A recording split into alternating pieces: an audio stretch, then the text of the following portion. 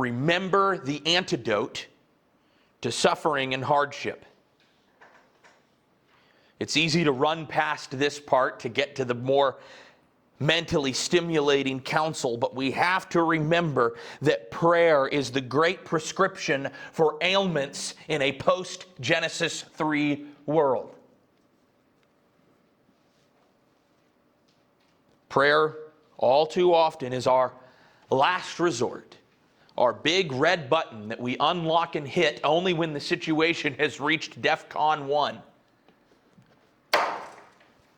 Wow. Okay. Woke me up. Yeah. That's the spring on the back of your door there. Prayer should not be our last resort, but should be our daily practice, whether the suffering is particularly great on that day or not. It is the antidote to our ailments. Secondly, not only should we remember that prayer is the antidote, we should remember how to pray. The psalmist pulls no punches with God. In fact, he's rather demanding. And we should take that as an example. And know this, that we can approach even more boldly now under the new covenant because of the work of Christ. Christ's intercession makes us even more bold than this psalmist writing before Christ could have ever been. Old Testament saints only knew about Christ through prophecy, but we have seen him, we have heard him, we have touched him, 1 John 1. So don't be a bashful prayer. Be a bold prayer, especially in times of suffering. And then finally, remember this. Suffering affects the whole person. There are a lot of schools of thought out there, especially in the counseling world, that want to make a sharp distinction between physical and spiritual ailments. The Bible makes no such distinction.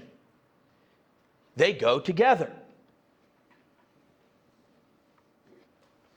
Give me an example. All right. 1 Kings 19. Write it down. Go look at it later.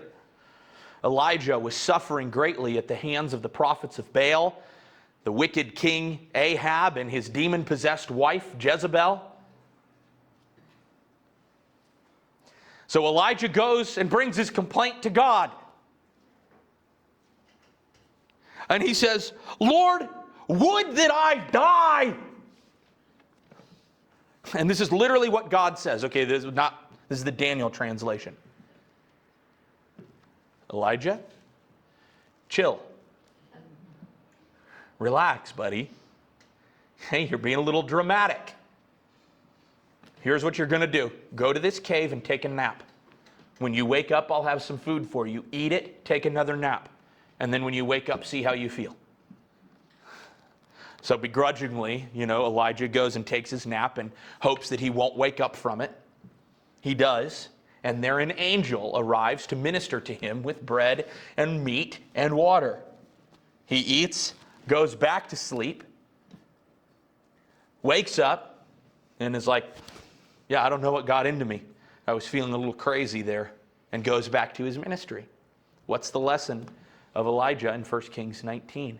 Sometimes what you perceive as an overly spiritual problem is not a spiritual problem at all. Maybe you're just sleep deprived and dehydrated.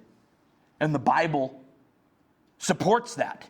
The Bible actually tells us right here that there are often physical elements to our suffering, and that sometimes what we need in that moment to overcome the suffering is not some miracle from God, but maybe you just need a cheeseburger.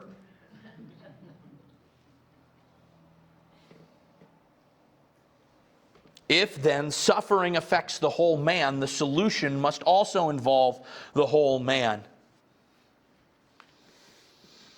If you're feeling bad, start with the basics. Make sure you've got enough sleep, you've got enough water, and you've got enough protein in your system.